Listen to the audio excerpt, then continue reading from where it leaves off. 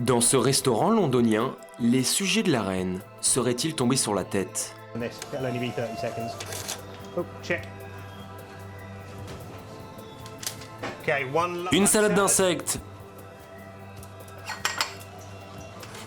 and 2 scorpions. et 2 scorpions. Ici, pas de fish and chips, mais des plats beaucoup plus rares. We have Nous avons des criquets et des grillons, et on va les cuisiner en salade. Vous savez, ces insectes sont pleins de protéines, et en plus, c'est très bon. Des insectes tout droit venus d'Asie, que Bradley cuisine avec une sauce très épicée pour relever le goût. Après un court passage dans une poêle, voici une jolie petite salade de criquets et de grillons. Il fallait y penser. Nous, on veut que nos clients deviennent plus aventuriers. Et ceux qui ont voulu goûter à l'aventure ce soir, ce sont elles, Marie et Isabelle. Il me regarde en plus, avec ses pattes, c'est prêt à sauter. Tu me sautes pas dessus. Ah, on en a entendu parler avec des amis, on nous a dit il y a des insectes, on se dit Pourquoi pas tester pourquoi ça à pas, Londres? 1, 2, 3.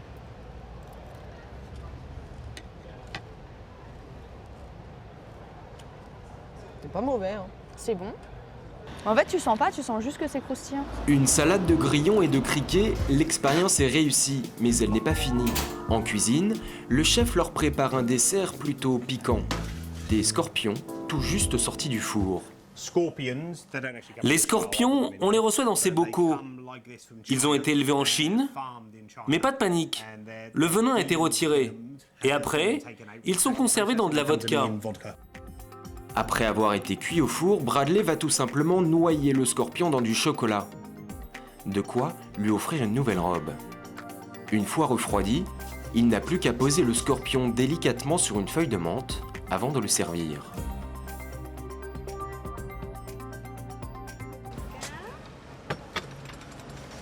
Ah, mais c'est tout petit.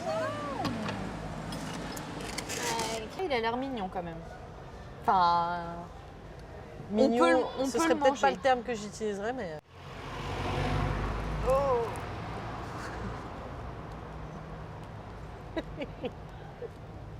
Tout seul. Allez, Non. je le mange tout entier. ouais, ça va.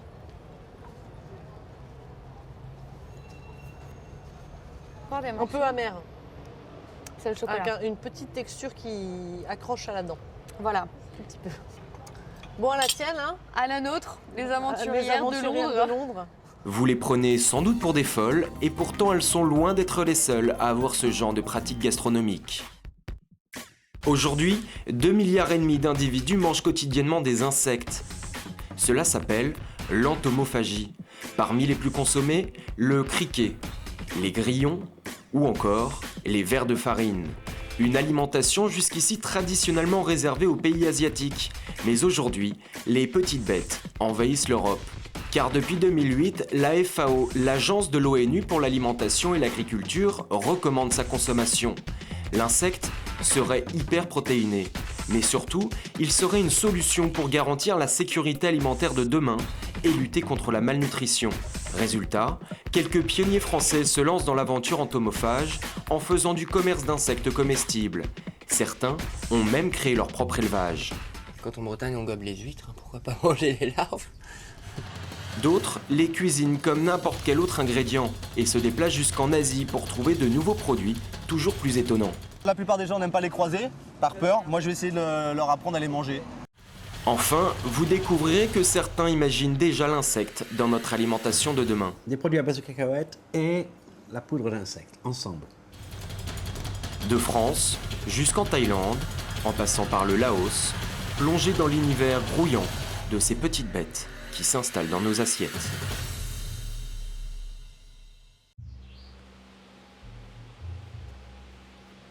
Il n'y a pas qu'en Angleterre que les insectes suscitent de l'intérêt.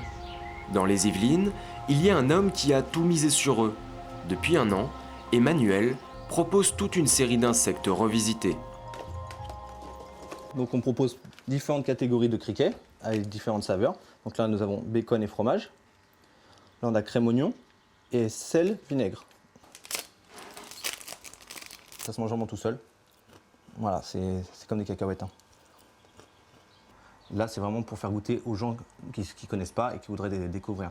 Donc ça a une vraie saveur, c'est pas neutre, et comme ça leur permet sans appréhension de pouvoir goûter comme des chips. Des grillons, mais aussi des verres de farine aromatisés vendus en moyenne 6,50 €.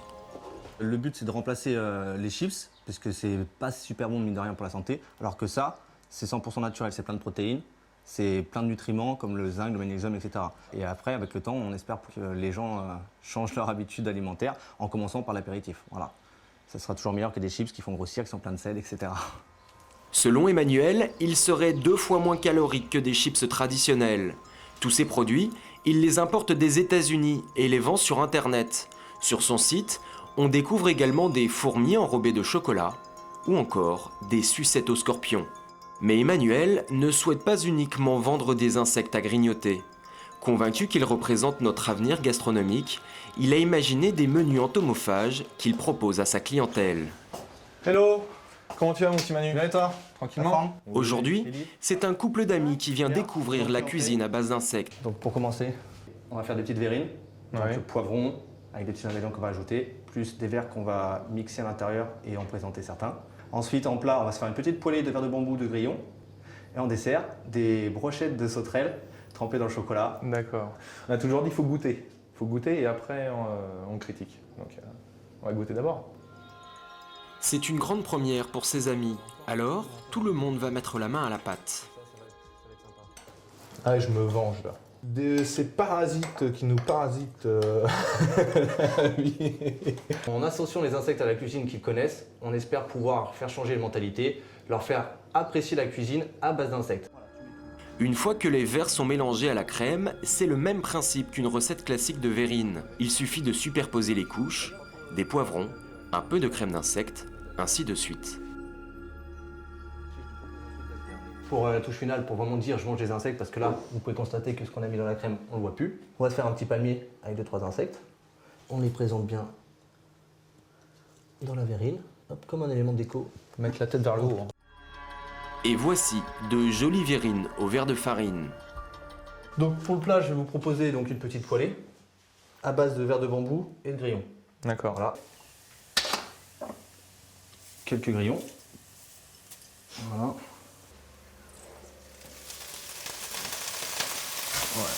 Voilà.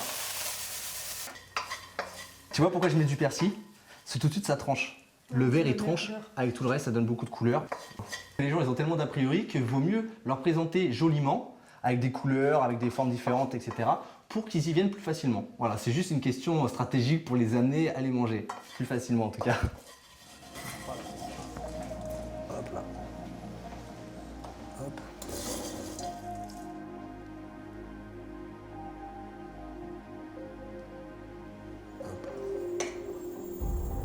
Donc ça c'est une sauterelle, c'est une petite touche personnelle.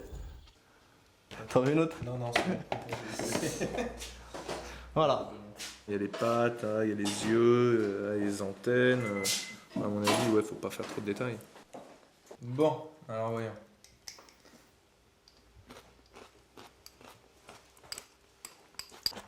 Oui, c'est bon. De toute façon, ce serait pas bon, je mangerais pas. J'ai du mal à manger ce que j'aime pas. Tu mettrais pas les petits verres que t'as mis au-dessus là en Je ne présentation? sais pas ce qu'il y a dedans.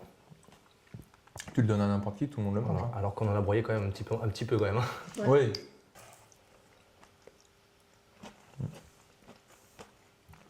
Très bon. Content que ça te plaise. Bah au moins si on tombe sur une île déserte, on n'aura pas peur de manger les grillons. Voilà le dessert les amis. Des criquets enrobés au chocolat. On dirait un petit biscuit au chocolat. C'est vrai? Ah, c'est super bon. Le bilan de la dégustation est positif, mais Emmanuel a un problème. En France, il ne trouve pas beaucoup de variétés d'insectes, et surtout, ils coûtent très cher. Alors, pour continuer à développer ses menus entomophages, il prépare actuellement un départ pour l'Asie. Hyper protéiné, délicieux en poêlée, à entendre Emmanuel, les insectes n'auraient que des avantages. Pour en avoir le cœur net, nous avons décidé de faire analyser des criquets d'élevage dans un laboratoire. L'objectif, mesurer leur taux de protéines. Les protéines sont indispensables à la croissance des enfants. Elles facilitent également la régénérescence de notre organisme. On en trouve principalement dans les viandes et les produits laitiers. Donc pour analyser les insectes, on est obligé de les congeler pour les euthanasier. Donc on les met au congélateur à moins 25 degrés.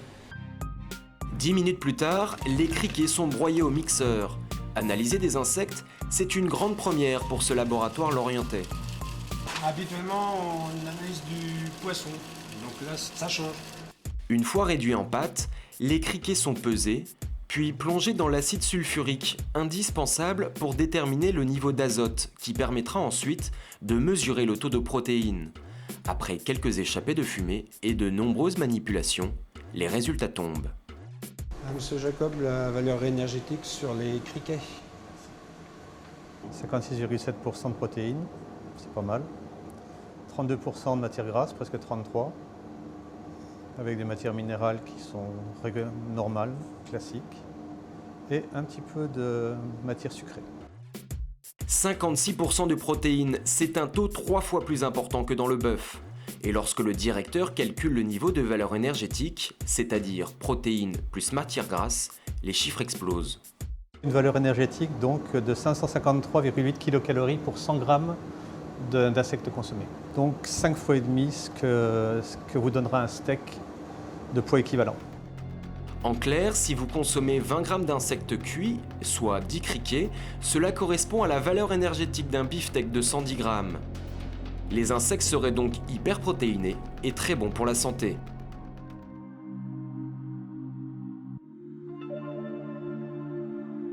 En France, il y en a un pour qui c'est une évidence depuis bien longtemps. Pour le trouver, il faut se rendre en Bretagne. Michel Collin est entomologiste. Depuis 40 ans, il parcourt le monde pour étudier les insectes les plus insolites. Aujourd'hui, il est à la tête d'un insectarium, unique en France. Alors ici, on en a à peu près 150 espèces différentes, des quatre coins du monde, et on en a à peu près une soixantaine qui sont considérées comestibles. 60 espèces d'insectes comestibles aux formes plus effrayantes les unes que les autres. Et là où nous ne voyons que des petites bêtes, lui y voit de délicieux plats. Alors là, vous avez un phasme de Nouvelle-Guinée, qu'on appelle un phasme cuir, qui est un insecte comestible, qui peut être consommé avec des pommes de terre sautées, des pommes de terre vapeur. Si vous voulez le faire genre fondu bourguignon, à le tremper dans différentes sauces, là, effectivement, vous allez le mettre dans de la friture. Et croquer dedans comme vous mangez une frite, quoi. Une fondue bourguignonne version entomophage. Des recettes comme celle-ci, Michel en a pour chacun de ces insectes. Alors ici, on a un phasme, vous le roulez dans du sel et vous le prenez en apéritif. Vous avez un Morimus asper, c'est un longicorne, donc de chez nous, Morbihan, c'est un insecte totalement breton, qui peut être très très bien cuisiné en Kirsch-Lorraine. Mais celui qu'il préfère se tient sur 8 pattes. Alors là, vous avez une mygale, donc ce qu'on appelle une Brachypelma smithii de son nom latin, qui vient du Mexique. On les cuit à l'eau déjà, on coupe ici la partie donc, de l'abdomen, et ça, on le vide dans une poêle, et vous le mangez comme un yaourt, liquide. Aujourd'hui, 1400 espèces d'insectes comestibles ont été répertoriées à travers le monde. Et leur consommation ne date pas d'hier. La consommation des insectes n'est pas un phénomène récent, puisque dans la Grèce antique, on consommait déjà des insectes. Il ne faut pas oublier que l'insecte est omniprésent depuis 240 millions d'années. Donc au Jurassique, il y en avait déjà, Carbonifère, et nos propres ancêtres en consommaient. La Bible, d'ailleurs, dit qu'effectivement, le Christ en mangeait lui-même. Donc c'est pas quelque chose de nouveau. Des insectes consommés depuis la nuit des temps. Mais attention, tous ne sont pas comestibles. Seuls 2% des 3 millions recensés sur Terre peuvent être mangés. Exemple, avec ces deux insectes, provenant de la même espèce. Alors ici, on a deux phasmes, bâtons, dont un qui est comestible, le jaune, qui est ici, et vous avez le rouge à côté, là, qui est effectivement toxique. Parce qu'ils contiennent des substances très toxiques, des alcaloïdes très puissants, qui fait qu'à l'intérieur, on a de la cantharidine, qui est un poison et qui peut vous donner des vomissements, des diarrhées, voire des problèmes intestinaux assez cruciaux. Tout ce qui est rouge est inconsommable. En Europe, la plupart des insectes ne sont pas comestibles. Il est déconseillé par exemple de déguster une fourmi que vous trouverez dans votre jardin. En revanche, Michel est persuadé que certains insectes comestibles finiront un jour dans notre assiette. Alors, il a décidé de les rendre plus alléchants. Bonjour Kiki, je vous amène à manger. Bon appétit à tous. Dans son laboratoire, il réalise des tests de saveur en modifiant par exemple l'alimentation de ses grillons. Je vais leur donner de la châtaigne aux grillons, de façon à ce qu'ils aient un petit goût noisette et une fraîcheur au palais et gustatif. Donc ici, on va les nourrir ceci avec des châtaignes. Normalement, le grillon est quelque chose qui vit dans la terre. Il a un côté terreux, il ne mange que des racines. Donc le goût primaire, normalement, d'un criquet ou d'un grillon, c'est surtout et avant tout de la terre. C'est un goût terreux. Le changement d'alimentation modifie le métabolisme des grillons et donc leur goût. Tout devient alors possible. Alors, si vous voulez qu'il ait un goût mielleux, vous allez lui donner effectivement des graines de caroube, ce genre de choses là, qui est du grain, et qui va faire qu'effectivement il va avoir un goût mielé. Pour le petit déjeuner du matin, à la place d'avoir des cornflakes dans votre bol de chocolat, vous allez tremper effectivement votre criquet. Au fil des ans, Michel Collin est devenu une figure dans le milieu des insectes, à tel point qu'il a fait des petits. À 33 ans, Alexis a lui aussi cédé au chant des sirènes de l'entomophagie. Bonjour Alexis, comment vas-tu mon grand? Tu vas bien? La grande forme? Impeccable. J'ai des choses pour toi. Il dirige aujourd'hui un site internet de vente d'insectes et organise des dégustations. C'est Michel Collin qui lui a tout appris. J'ai quelque chose que tu n'as pas encore fait jusqu'à présent. C'est du phasme ailé. Ça vient de Madagascar. C'est comme une bûchette. Ça a des ailes Ah, ils sont roses. beaux en plus, ouais. Et ça sent la pomme de terre. Ah oui, tout à Ça fait. sent la solanée. Entre eux, ça discute insectes comme deux cuisiniers le feraient devant un nouveau produit. À la cuisson, il va devenir raide. Oui, ça pourrait m'intéresser surtout au niveau déco d'assiette, pour pouvoir compléter ou en mettre un par plateau apéritif, selon mes commandes. Je trouve que ça, c'est assez joli. En fait, pour Alexis, le laboratoire de Michel, c'est un peu un supermarché d'insectes. Il y a 4 ans, Alexis possédait un restaurant et proposait un menu entomophage. Aujourd'hui, il a revendu son établissement pour se consacrer exclusivement aux insectes comestibles. Il s'est même lancé dans l'élevage. Ici, vous avez les grillons, et là, on a les criquets, l'élevage de criquets. J'ai commencé avec 50 insectes de chaque espèce, et j'espère pouvoir en produire, logiquement, je devrais en produire 150 par mois à peu près. Un bon moyen de faire des économies, car jusqu'à maintenant, chaque insecte lui coûtait à l'achat 50 centimes d'euros. Au fond, on découvre également un dernier bac, où grouillent des centaines de verres de farine. Une sorte de réserve personnelle. J'ai l'habitude de les manger vivantes, ouais. Ça peut surprendre certains, mais quand en Bretagne on gobe les huîtres, hein, pourquoi pas manger les larves? Mais avant de pouvoir déguster ces insectes, il faut les nourrir. En moyenne, les criquets et les grillons consomment 2 fois leur poids en nourriture. Alors pour les satisfaire, il a dû voir les choses en grand. Une partie de son jardin leur est désormais entièrement dédiée. Je leur donne que les produits qui viennent de mon propre potager. Au moins je sais avec quoi ils sont nourris et je sais avec quoi je nourris moi mes clients après qui viennent déguster mes insectes. Produire de la nourriture bio est indispensable, car les insectes ne supportent pas les pesticides. Chaque jour, il leur donne à manger l'équivalent de 2 salades. Vous allez voir la vitesse où ils vont manger ça, c'est impressionnant. C'est un peu, quand comme je ferme la porte, c'est un peu ma réserve alimentaire maintenant. Il n'y a plus de conserve. Voilà à quoi ressembleront peut-être nos réserves alimentaires dans chaque maison si chaque personne se met à faire son propre élevage. Ces insectes, Alexis ne les élève pas uniquement pour sa consommation personnelle. Il fabrique lui-même différents produits qu'il vend entre autres sur son site internet, comme des plateaux apéritifs ou ses sucettes artisanales avec des vers et des criquets à l'intérieur.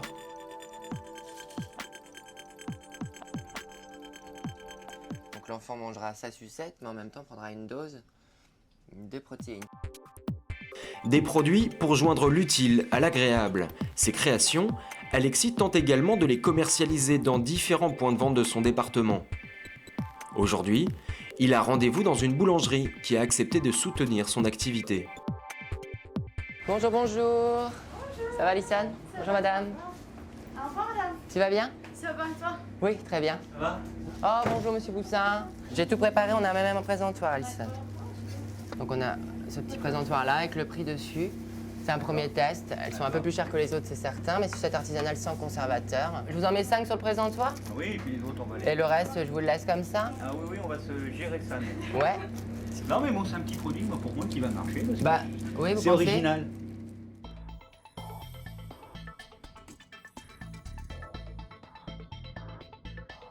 Qu'est-ce que vous voyez dedans? Ah, des vers. Eh ben oui, Ah, c'est surprenant. en berk. Oui, ça fait drôle. Hein. Eh ben, détrompez-vous, c'est super bon. Oui, sûrement. Bah, comme ça, pas très appétissant. Hein. Alors que c'est super bon. Ouais, on dirait. C'est des vers, quoi. Je mange pas de vers. Si en France il est encore difficile d'accepter l'idée de manger des insectes, il y a un pays qui a adopté depuis très longtemps ces petites bêtes. La Thaïlande, à 10 000 km de la France. C'est là-bas qu'a décidé de se rendre Emmanuel pour trouver de nouveaux produits à proposer à ses clients.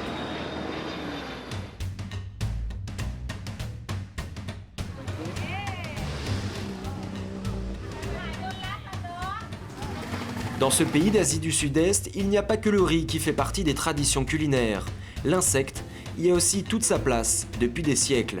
Ici, c'est une véritable industrie de l'élevage, car il se vend par kilos sur les marchés au milieu des fruits et des légumes. On le trouve même dans les grandes surfaces aux rayons surgelés.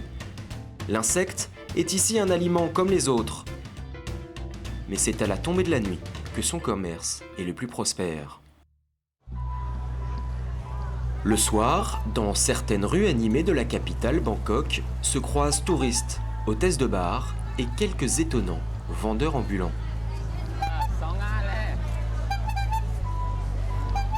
À 34 ans, Oi est une figure du quartier. Sa spécialité, la vente d'insectes cuisinés. Son échoppe est d'ailleurs particulièrement bien garnie.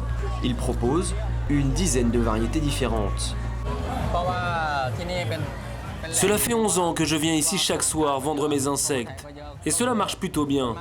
Il y a beaucoup de passages dans cette rue.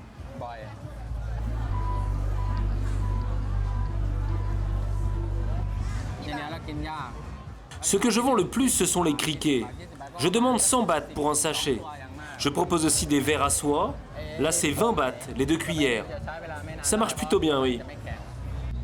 Oi propose également des cafardos, des fourmis rouges en salade, ou encore cette énorme bête de 5 cm de long.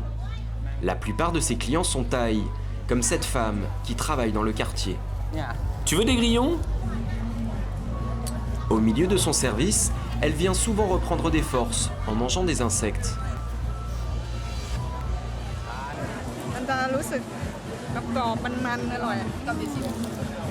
C'est très bon. J'ai acheté des criquets et des grillons géants. Ça me donne de l'énergie pour continuer à travailler. Les insectes en Thaïlande sont vraiment populaires. Les gens en achètent dès qu'ils ont un petit creux. Les bons soirs, il peut gagner jusqu'à 3500 bahts, soit 90 €. Bénéfice net, 20 € par jour. Un bon salaire pour la Thaïlande. Il faut dire que Oi est l'un des meilleurs vendeurs d'insectes de Bangkok. C'est d'ailleurs à son stand que nous retrouvons Emmanuel, notre apprenti cuisinier d'insectes. Il a traversé la moitié de la planète avec 2 objectifs en tête, trouver des fournisseurs mais surtout découvrir de nouvelles variétés d'insectes. Is possible to eat? Okay. Eat one? Just one? Sure. Okay. This. Cup cum cup.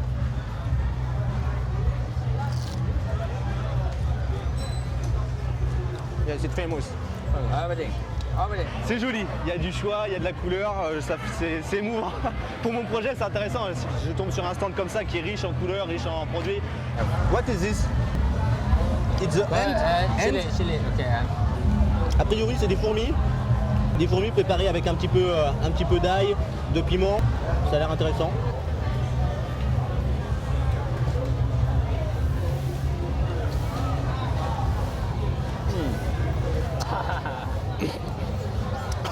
It's very... wow. It's very hard. Thank you. Ça ferait une très bonne entrée, mais pour les initiés, on va dire, parce que c'est un peu fort en goût quand même. Sur ce stand, Emmanuel est comme un enfant dans un magasin de bonbons. Il veut goûter à tout, comme à cette punaise d'eau géante, un insecte qui lui a tapé dans l'œil. How do you eat this? Ah, okay. Just it. Just it. Okay. Okay. Okay.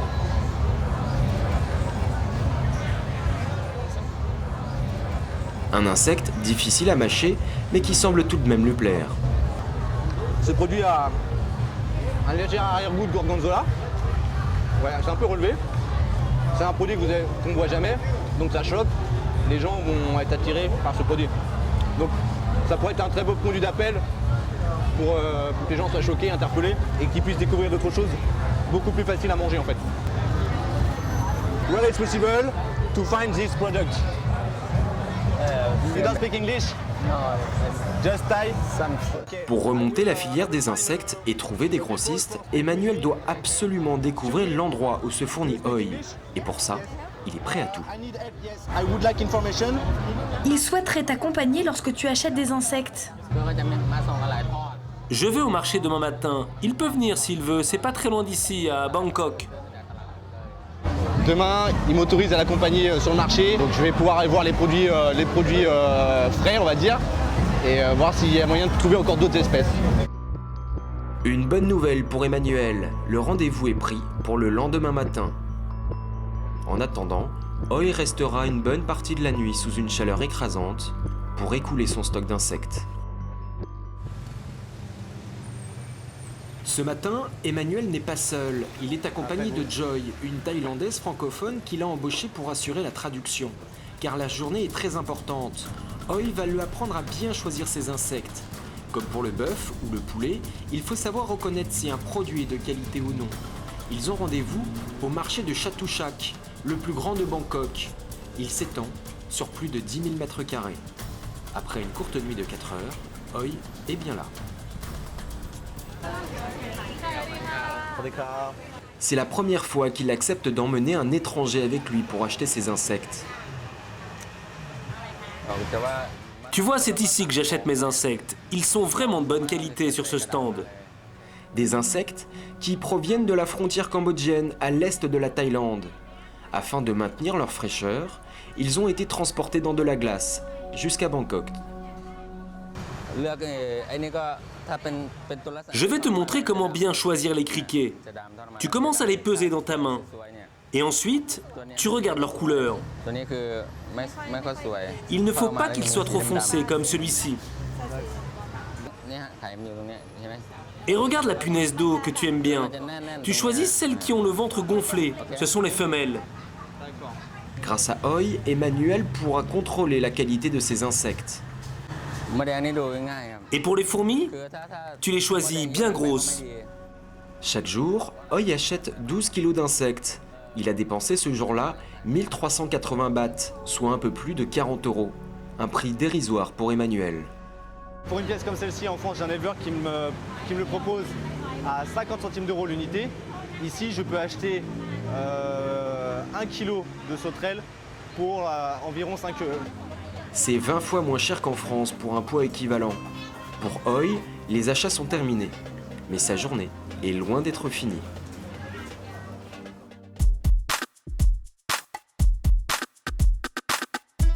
Pour suivre les préparatifs de ces insectes, il faut s'éloigner du centre-ville et s'enfoncer dans une petite ruelle sombre.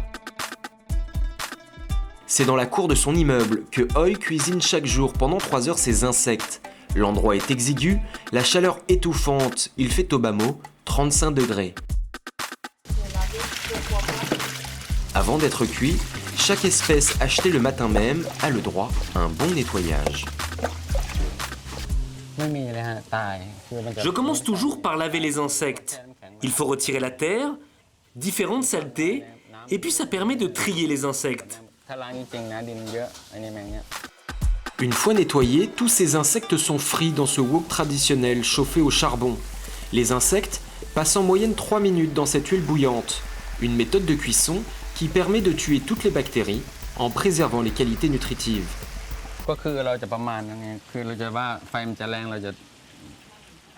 En fait, je retire les insectes lorsque l'on commence à voir de moins en moins d'huile. Ça veut dire qu'ils sont prêts. Oi travaille seul. Comme la plupart des vendeurs de rue, il n'est pas originaire de Bangkok. Il a quitté il y a 13 ans son village natal situé au nord-est de la Thaïlande. Sa femme et sa fille ne l'ont pas encore rejoint.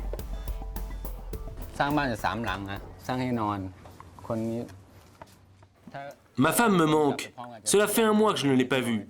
C'est pas facile tous les jours, mais c'est un métier que j'aime. Ce n'est pas trop fatigant, et surtout, je suis mon propre patron. Comme tout bon cuisinier, Oi a ses petites astuces pour donner plus de saveur à ses insectes. Son secret réside dans cette poudre. Sans ça, je vendrais beaucoup moins d'insectes, c'est sûr. Ça leur donne plus de goût. Il y a de l'ail et beaucoup d'épices. Comme Oi, ils seraient une 50aine à parcourir chaque jour les rues de Bangkok pour vendre leurs insectes comestibles. Pendant ce temps-là, le voyage entomophagique d'Emmanuel continue. Aujourd'hui, il est à Udon Thani dans la province d'Isan, au nord de Bangkok. Il a parcouru 800 km pour rencontrer un éleveur de grillons. Son objectif ?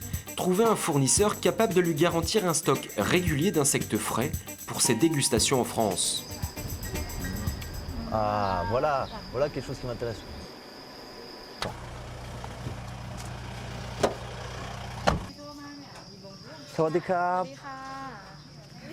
Kumi élève des insectes depuis 10 ans. Sa spécialité, le grillon. Venez voir, je vais vous montrer comment j'élève mes grillons. Elle a installé son élevage sous sa maison dans ses bacs de béton. C'est la première fois qu'Emmanuel voit une telle production. C'est un peu une usine à grillons, hein. C'est ce que je recherchais. Voilà, ça commence à parler. Il y a du volume, il y a de quoi faire. Donc je pense que quand ça tourne bien, derrière, il y a une bonne quantité qui peut ressortir de l'élevage. Le succès de ces dégustations est grandissant. Aujourd'hui, il est obligé de se procurer chaque mois plusieurs kilos d'insectes. Il envisage donc de les importer de Thaïlande. Environ 3 kilos par bac.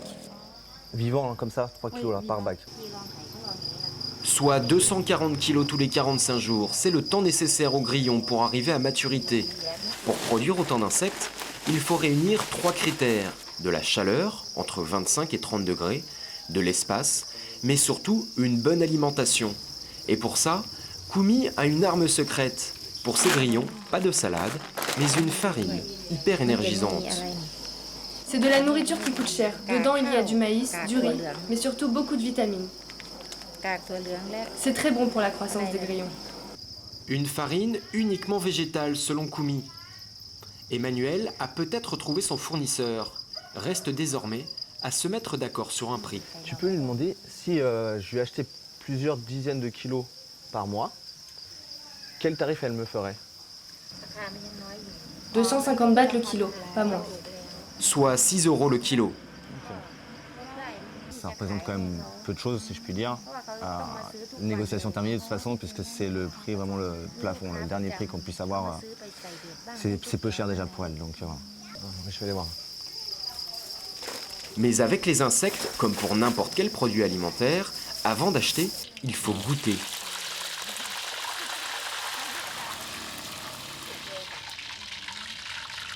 Kumi organise donc une petite dégustation de grillons frits. Parfait.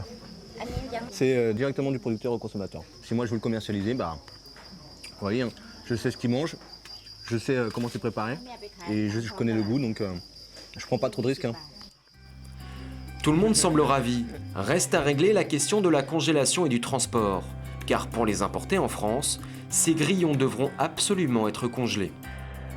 Si en Thaïlande, l'insecte est une ressource comme les autres, cette alimentation commence également à intéresser l'industrie agroalimentaire. Car avec l'augmentation de la population mondiale, aujourd'hui, tout le monde craint une pénurie de nourriture. Retour en France, à Paris. Christophe Cotillon est le directeur adjoint de l'Actia, une fédération qui regroupe de grandes marques de produits alimentaires. On risque d'atteindre 9 milliards d'individus en 2050. Donc la question qui se pose, c'est de savoir comment on va pouvoir nourrir tous ces individus. Les superficies agricoles ne sont pas extensibles à ad vitam aeternam. Et si on regarde du côté de la viande, en 2008, il y avait 280 millions de tonnes de viande produites. Donc on a un accroissement régulier de 6%, mais cet accroissement ne va pas pouvoir se faire indéfiniment. Donc l'insecte représente une source de plus en plus crédible et possible pour nourrir la planète dans le futur. L'insecte devient donc un enjeu pour garantir la sécurité alimentaire de demain. Et c'est un pays d'Asie du Sud-Est qui sert actuellement de laboratoire mondial. Direction le Laos, c'est l'une des dernières dictatures communistes au monde. Mais il s'agit surtout du pays le plus pauvre d'Asie. Avec un salaire moyen de 300 $, une grande partie de la population fait face à des problèmes de malnutrition. La culture du riz ne suffit pas à nourrir les Laos. Un enfant sur 2 ne mangerait pas à sa faim. Alors, pour tenter de régler ce problème alimentaire, la FAO a décidé de se tourner vers une ressource sous-exploitée, les insectes. Yupa, une entomologiste, porte le projet. Le projet des insectes comestibles est un projet pilote pour lutter contre la malnutrition. Nous avons choisi le Laos parce qu'ici, il y a une grande diversité d'insectes. Traditionnellement au Laos, les criquets et les grillons sont chassés dans les rizières ou traqués dans la terre. Des techniques artisanales peu efficaces pour alimenter tout un pays, mais surtout qui risquent à terme de faire disparaître certaines espèces. La FAO a donc eu l'idée de développer l'élevage. Vientiane, la capitale du Laos. Depuis 2 ans, l'ONG y a installé une ferme expérimentale d'insectes. Là-bas, ils ont recréé des élevages inspirés de ceux que l'on trouve en Thaïlande. En charge du projet, Charles, un Français. Ici, l'objectif, c'est de rechercher les meilleures techniques d'élevage et notamment les nourritures les plus adaptées, dans le but ensuite de travailler avec les fermiers pour qu'ils puissent obtenir une meilleure rentabilité de leur production, donc à un moindre coût, une meilleure efficacité, qu'ils aient une activité durable et rentable et pérenne. Voilà.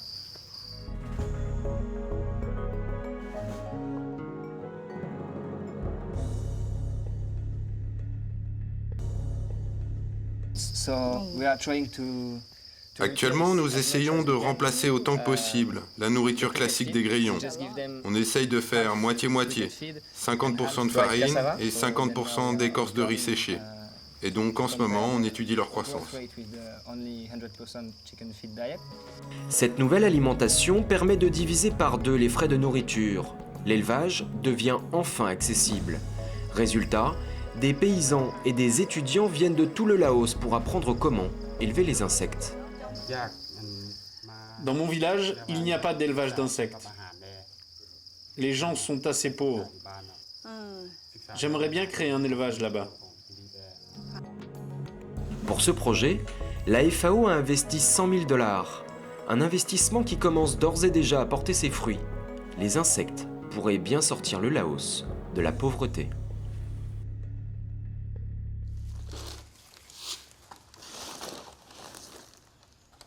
Nous sommes chez Monsieur Pam. Cet ancien employé d'une entreprise de tabac est aujourd'hui à la retraite. Sa petite pension de 250 $ par mois ne suffit pas à subvenir aux besoins de la famille. Il a donc décidé de se reconvertir dans les insectes. C'est mon fils qui m'a enseigné l'élevage des grillons. Il a appris les techniques à la FAO. Nous avons commencé avec 5 bacs. Aujourd'hui, nous en avons 30. On produit 35 kilos par mois. Chaque mois, il consomme avec sa famille 5 kilos d'insectes provenant de son élevage. Il lui reste donc 30 kilos qu'il peut revendre. Alors, Monsieur Pam s'est mis au business. Tous les jours, il prépare et vend des petits sacs remplis de grillons. Les insectes me rapportent presque 2 millions de kips par mois. Je vends une 50aine de sacs de 250 grammes. Une nouvelle affaire qui marche plutôt bien pour Monsieur Pam. Cela correspond à la moitié de sa retraite. Alors il tente de transmettre à son tour l'amour des insectes à son petit-fils. Allez, vas-y, rapproche les petits de l'eau. Voilà. J'aimerais beaucoup que mon petit-fils se lance dans l'élevage. Je pense que c'est un métier d'avenir, ici, au Laos. Ça peut être bien pour lui. Au Laos, la prochaine génération d'éleveurs est donc peut-être déjà en marche. Mais pour la FAO, le projet d'insectes comestibles ne se limite pas qu'aux élevages.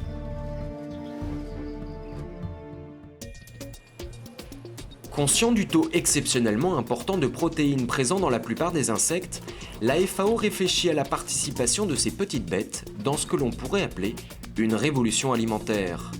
À Vientiane, dans ce laboratoire de biotechnologie, Eline, une chercheuse hollandaise, réalise des tests déterminants sur des grillons. Ce sont des insectes qui ont été cuits à 70 degrés toute une nuit. Ces grillons cuits à faible température pour conserver toute leur valeur nutritive, Eline va maintenant les transformer en une poudre alimentaire contenant pas moins de 60% de protéines. Depuis plusieurs mois, Eline analyse la conservation et l'évolution des bactéries dans cette poudre. Aujourd'hui, elle en est sûre, elle est propre à la consommation. Cette poudre d'insectes, on va pouvoir l'utiliser dans toutes sortes de nourriture. On pourrait la retrouver partout dans le monde, peut-être même dans votre assiette. De la poudre d'insectes dans l'alimentation, une idée qui a mis la puce à l'oreille à certains. Quelques jours plus tard, dans les locaux de la FAO. Ce matin-là, une réunion très importante a été organisée. Autour de la table, Yupa, l'entomologiste de la FAO, Robert, un représentant du Programme alimentaire mondial, et John, un industriel américain spécialisé dans les produits à base de cacahuètes. Depuis quelque temps, avec sa femme, ce businessman s'intéresse de très près aux insectes. Nous voulons développer de la nourriture très riche pour les enfants. Et nous souhaitons utiliser pour ça de la protéine d'insectes. John aimerait développer une barre énergisante à base de poudre d'insectes et de cacahuètes, qui serait ensuite distribuée par le Programme alimentaire mondial partout où la malnutrition fait rage. Un projet ambitieux, mais avant cela il faut convaincre Robert, c'est lui qui achète les produits d'urgence envoyés aux pays victimes de crise alimentaire. C'est un possible additif pour enrichir des produits alimentaires. Et nous, au Programme alimentaire mondial, on fait beaucoup de nutrition infantile et donc on cherche des nouvelles idées. Une idée qui semble retenir son attention. John en profite donc pour en vanter les mérites. Vous savez, il suffit d'1 kilo d'insectes pour produire 330 grammes de poudre. C'est une protéine très bon marché. Donc c'est un apport nutritionnel extrêmement intéressant à un très faible coût. Impossible de connaître le coût de cette protéine, le prix est jalousement gardé. En revanche, le Programme alimentaire mondial envisage d'investir 50 000 $ afin de produire ces barres énergisantes à base d'insectes. Mais la poudre d'insectes pourrait-elle un jour arriver dans l'assiette des consommateurs européens? Pour le savoir, nous sommes retournés voir Christophe Cotillon de Lactia.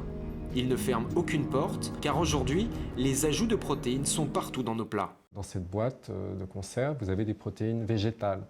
Dans ces steaks hachés, vous avez rajouté des protéines animales. Dans ces poissons, vous avez des protéines laitières qui ont été rajoutées. Problème, avec l'augmentation de la population mondiale, le prix des matières premières pour produire ces protéines explose, ce qui inquiète l'industrie agroalimentaire. Le cours du soja est passé de 300 $ la tonne en 2007 à 550 $ en 2011. Pour le bœuf, c'est pareil. En 4 ans, les cours du soja ont donc presque doublé, tout comme ceux du bœuf, avec une augmentation de 58%. Sans compter que produire 1 kg de bœuf nécessite 10 kg de nourriture végétale. Alors que pour élever 1 kg de criquet, il faut 2 kg de végétaux. Les insectes sont donc beaucoup moins chers à produire.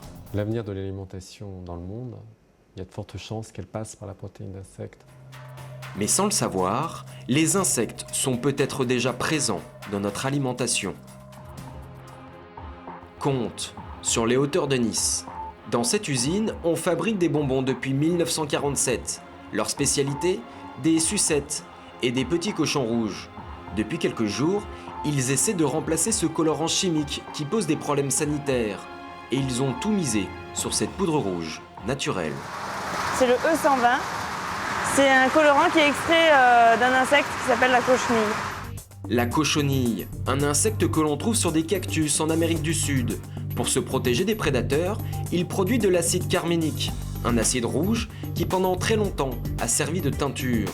Aujourd'hui, il est principalement utilisé comme colorant alimentaire sous le nom de E120 ou carmin. De nombreux fabricants s'en servent pour donner une couleur rosée ou rouge à leurs produits. Parmi eux, des grandes marques de confiserie, de soda et même de charcuterie. La plupart des consommateurs ne sont pas au courant. Il faut dire que sur les emballages, vous ne trouverez jamais une trace d'insecte. Il n'y aura pas la mention insecte sur l'étiquetage. Pourquoi? Parce qu'on utilise le nom qu'a donné les laboratoires pour ce produit-là et c'est colorant de carmin, donc on ne va pas aller plus loin dans les détails. L'insecte pourrait éventuellement effrayer certains consommateurs. Même si la cochenille est une alternative naturelle au colorant de synthèse, le mot insecte effraie toujours. Alors, certains ont décidé de faire évoluer les mentalités. Et pour ça, il faut s'y prendre dès le plus jeune âge. Alexis ne fabrique pas que des sucettes. Il vient d'acheter un ancien camion pizza pour faire découvrir un peu partout en France ces insectes comestibles. Ce matin, il va s'installer dans la cour d'une école primaire. Car ce seront les enfants les consommateurs de demain. Il faut donc les convaincre que les insectes sont bons pour la santé. Et ce n'est pas gagné.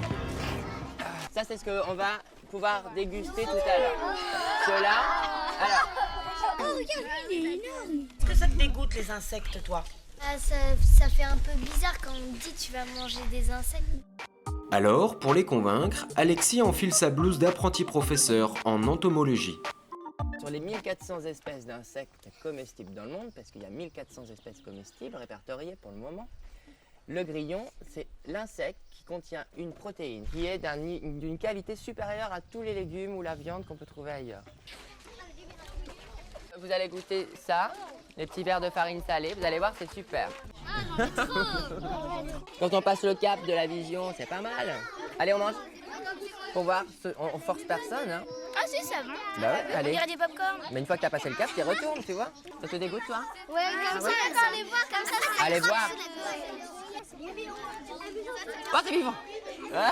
Allez, hop. Zou, au suivant. Ils ont beaucoup moins d'a priori que les adultes. Déjà, les enseignantes, on les voit, elles ont déjà beaucoup plus de retenue pour pouvoir venir les déguster. Allez, les petits loups. Hop, une dernière, après vous faites le tour, on passe au suivant. Finalement, les professeurs, elles aussi, se jettent à l'eau. Allez. Vous allez goûter le sucre, après vous avez fait des bons.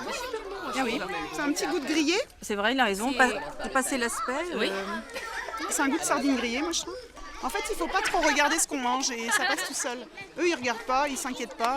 Quand on sait qu'à la maison, ils refusent de manger des fruits et qu'on arrive à leur faire manger des bébés, on se dit que peut-être on sauvera la planète. Secrètement, Alexis doit espérer que dans quelques années, ces insectes seront servis dans certaines cantines de France. Mais avant cela, il tient à mettre en garde ses entomophages en herbe. Allô, faites attention, tous les insectes ne se consomment pas. On ne va pas ramasser les insectes qu'on trouve sous le préau ou partout. On se renseigne avec un entomologiste. Ceux qui ont déjà goûté des fourmis, je vous conseille de ne pas le recommencer. Une fourmi en France ou en Europe ne se consomme pas. Maintenant, vous savez que le verre de farine se consomme, le criquet et le... Yes! Super! Une araignée se tricotait les bottes. Un limaçon enfilait sa culotte. J'ai vu dans le ciel.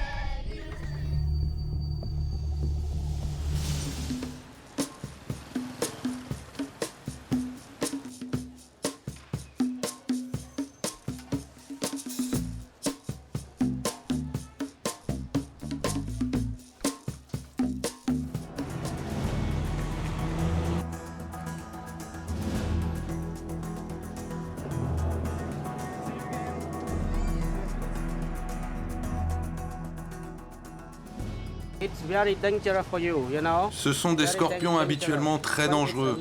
Mais rassure-toi, ils sont morts. Tu ne crains rien. Là, ce sont les bébés. Eux aussi sont morts, t'inquiète pas. Ce scorpion géant a été attrapé dans la campagne cambodgienne. Emmanuel sait déjà ce qu'il peut en faire. Donc avec ces petits scorpions là, je pourrais très bien faire des sucettes aux scorpions, un peu imposantes d'ailleurs, mais je pourrais faire des petites fricassées de scorpions aussi, hein, ça se mangerait très bien. Après avec les plus gros, c'est plus pour choquer la personne, c'est vraiment pour attirer l'œil, c'est un produit d'appel, c'est choquant, les gens ils vont se dire waouh, tout se mange. Même la glande à venin, une fois cuit, ça détruit la présence du poison, donc il n'y a pas de souci. Pour moi, c'est le produit phare que j'espère pouvoir commercialiser d'ici peu. Emmanuel va devoir maintenant obtenir toutes les autorisations pour importer ses produits. Mais c'est en bonne voie. L'Union européenne vient en effet d'investir 3 millions d'euros pour faire la promotion des insectes dans notre alimentation. Il est donc fort probable que dans quelques temps, nous trouvions des insectes dans les rayons de nos supermarchés.